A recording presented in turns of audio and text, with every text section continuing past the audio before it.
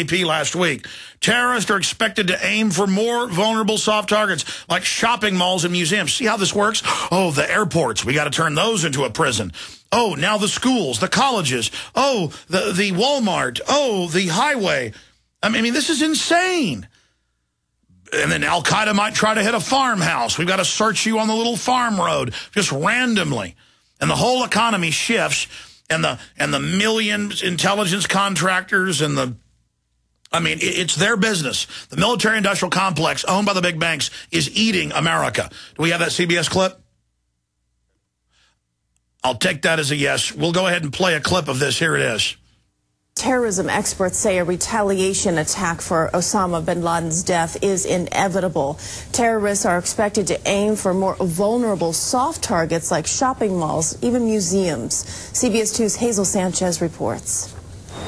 They are places jam-packed with people, pedestrian malls, shopping centers, and stadiums. Yeah, I feel safe, but of course, in the back of my head, I know that things can happen. Counterterrorism expert Yuval Aviv says terrorists seeking revenge for Osama bin Laden's death will turn to attacks less dramatic than the destruction on September 11th, focusing instead on soft targets like hotels, places of worship, and mass transit hubs. It's easier, less complicated for them to carry out.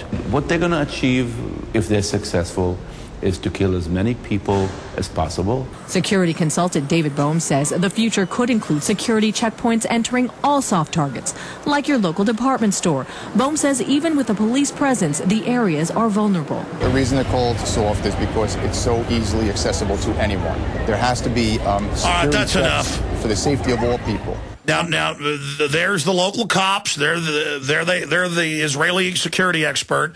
They show New York, the model, troops, Hercules teams, cops in black uniforms with dogs and machine guns. And they're saying everywhere is going to have security checkpoints. You go in a Target, you go in a Walmart, and this is going to go in everywhere, and this is going to be the new job. This is going to be the new scholarship degree when you go to college. This is the new system. Remember Obama during his State of the Union this year? He said, don't worry. Now you're going to be able to ride on these new trains, these bullet trains we're going to put up all over the country, and you won't get groped by the TSA. You won't have to go through the scanners. Folks, it's always been their plan to take over all of society. And, oh, we got Bin Laden. Now what's in New York is going to have to go everywhere. New York, you're driving down the road, they just randomly set up a checkpoint and search people. Training your kids how to be little prisoners and sticking their hands down their pants. This is martial law without the name. We'll be right back. Stay with us.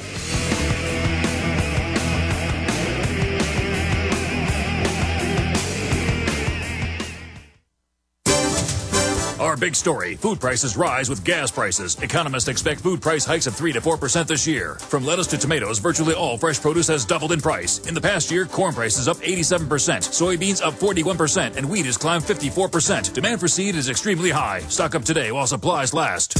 Yes, there is a threat of seed shortages due to climatic weather events. Be prepared. Save money. Eat healthy with SeedsNow.com. For a limited time, SeedsNow.com is offering a survival garden seed vault stocked with over 60,000 high-quality heirloom seeds, over 50 popular varieties. All SeedsNow.com seeds are grown in the USA, 100% heirloom, 100% non-hybrid, 100% non-GMO. Order now at SeedsNow.com or by phone at 818-584-1488. That's 818-584-1488. Remember, SeedsNow.com. Your #1 online source for quality garden seeds. They helped to create a new world order. We are part of a new world order. A new world order based upon collective action. Invisible Empire is a damning indictment of the globalists through their own words and documents. The new world order really is a tool for addressing a new world of possibilities. It means all the world under their control. The United Nations would take over America. The Trilateral Commission would control the world. Invisible Empire chronicles how men of power and influence have worked in stealth for centuries to establish an oppressive world government. I believe, first of all, that we now need nothing short of a world constitution for the global financial system. Global governance with the establishment of the G20. So it's going to be an inner ruling elite and then everyone else. And I got news for you. You're everyone else. Invisible Empire. Secure your copy today at Infowars.com or PrisonPlanet.com, or watch it online in the highest quality at PrisonPlanet.tv.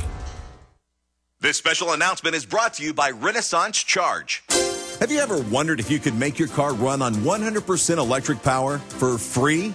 It is now possible. How about a simple device that is both a super efficient motor and a free energy generator at the same time? What if this could also be used to restore useless batteries and save you lots of money? Because our customers asked for it, we have organized a Renaissance Charge Conference Workshop on July 29th to July 31st at the beautiful Coeur d'Alene Resort in Idaho. Not only will you see these fascinating energizers, but you will be able to build some alongside genius inventor John Bedini. Participate in this truly historic event featuring our cutting-edge alternative energy Tesla technology. Register early for the best seats and advanced workshop by visiting rcharge.com. That's r-charge.com for details. Or call 208-772-4514. That's 208-772-4514. He's the T-Rex of political talk. Alex Jones on the GCN Radio Network.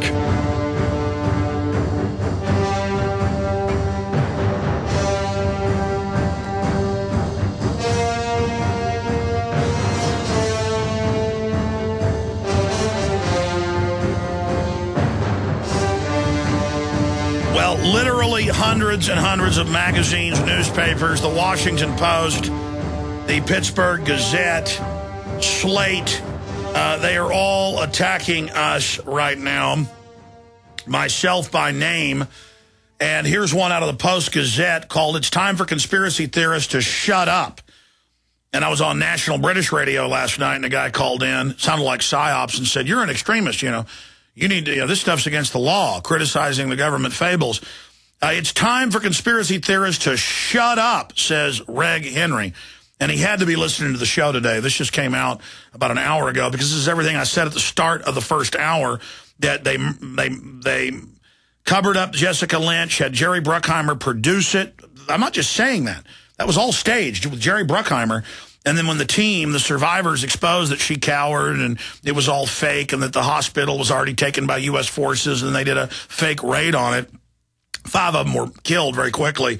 Double tapped in the head and stuff here in the U.S., drowned, murdered, suspiciously dying. And I brought up Pat Tillman and how they murdered him. And he says, Pat Tillman was killed by friendly fire, not by hostile fire in the initial Pentagon story. But he did leave his professional football career for 9/11 and did die for his country.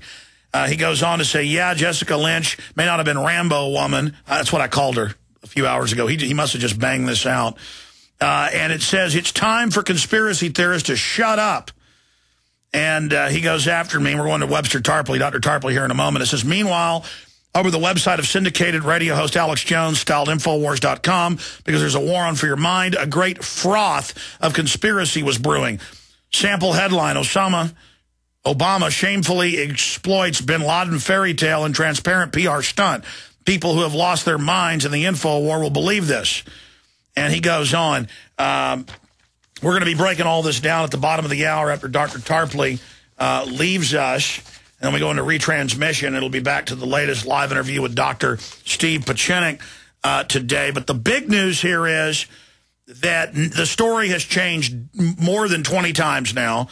And there's even headlines here out of Atlantic Monthly saying that they're totally losing credibility. Atlantic Monthly yesterday savaged yours truly and said I was basically a delusional fruitcake to Jeff Goldberg, the Israeli guy. But then this continues. Today their head editor came out and said the slippery slope of the Bin Laden kill, and basically said that nobody's buying this. And I monitored talk radio last night and today. The liberals and conservatives, 7 out of 10, I was taking notes, called in, none of them are buying it, 70%. This is a complete rout. The Drudge Report is now shifting towards reality, which is fine. They had to kind of, as objective journalists, go with what was being said and show both sides. But now Panetta says the photo's coming out, then it's not coming out. Obama responds and says, oh, I'm not going to release a photo. The conspiracy theorists won't believe it anyways. This is a complete... They put out a fake photo Sunday night in all the major papers, and Monday kind of quietly said, oh, no, it's fake. But I'm sent it. People that work here are sent it by people that are in their families, military people, saying, no, this is a real photo. See, that's how PSYOPs work. They're targeting weak-minded. They are still believing the fake one from 3 days ago is real. Now, they won't release the new fake one. We said a month ago, 2 months ago, repeatedly with Tarpley, they're getting ready to frame Pakistan to start a new war with them. 3 weeks ago, they caught the CIA guy. They said it wasn't, and they had to admit it was, trying to give uranium to some of their operatives to then blame it on the Pakistani government. I mean, the setup is on, and Tarpley really called it months ago with Saudi Arabia running for support with the nuclear-powered Pakistan. General Gul, former head of Pakistani intelligence, former head of the Taliban, Mujahideen, confirmed what Tarpley's saying. Steve Pieczenik, super high-powered in the system, one of the top black op, PSYOP people of the modern age, totally agrees it's all staged.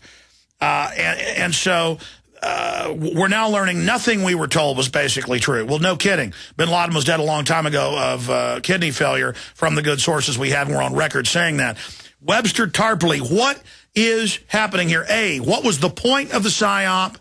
B, how is the PSYOP going? Do you concur that it is turning into a complete blow-up-in-the-face rout of the system?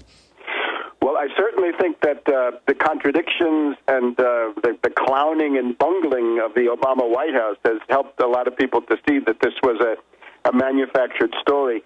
We have to remember that this pseudo-Bin Laden, right, we're talking about the alleged death of a pseudo-Bin Laden because we know nothing. There's nothing substantiated, nothing proven in this. But that's the life of Bin Laden. He died as he lived, in a sense. Never anything proven about him. There's all the things you think you know about him, be it the 9/11 stuff, right? The hijackers, all the rest of this stuff. These are simply assertions of the FBI at the time. And if you go back to the famous speech of FBI Director Mueller in the Cosmos Club of, the Cosmopolitan Club, the Commonwealth Club of San Francisco in 2002, he said that in all running around in Afghanistan that the U.S. had done, not one scrap of evidence had ever come to the surface connecting anything in Afghanistan to 9/11. So this is simply an exercise in mass brainwashing. Now, we used to think that the neocons were the greatest liars of the age, but they have now been eclipsed by Obama and his soft power group. And what is, I think, disturbing is a lot of the left-wing elites, the people who used to be peaceniks when it was a question of Bush and Cheney at war, have now become warmongers. And you're seeing the entire left liberal community going, as I had feared 3 years ago, from being opponents of military adventurism to becoming the leading edge with the bloodthirsty rhetoric. Now, the timing, I think, has everything to do with what you've just mentioned. The attempt by Saudi Arabia and Pakistan to join together and make a joint escape or jailbreak from the U.S.-British world empire, it seems to me, is the reason for this. Remember, they have invested hundreds of billions of dollars in building up Bin Laden as a figure to disorient and confuse people in the Arab and Islamic worlds. They don't liquidate this from one day to the next for no reason. So it's an extreme situation, a desperate situation. They've actually tried to manufacture in the last 15 years their own opposition. And I noticed the new 4 leaders of al-Qaeda, 3 of them are admittedly born in the U.S., and 2 of them you can 100% prove work for Western intelligence. I mean, this is getting so cartoonish, Webster.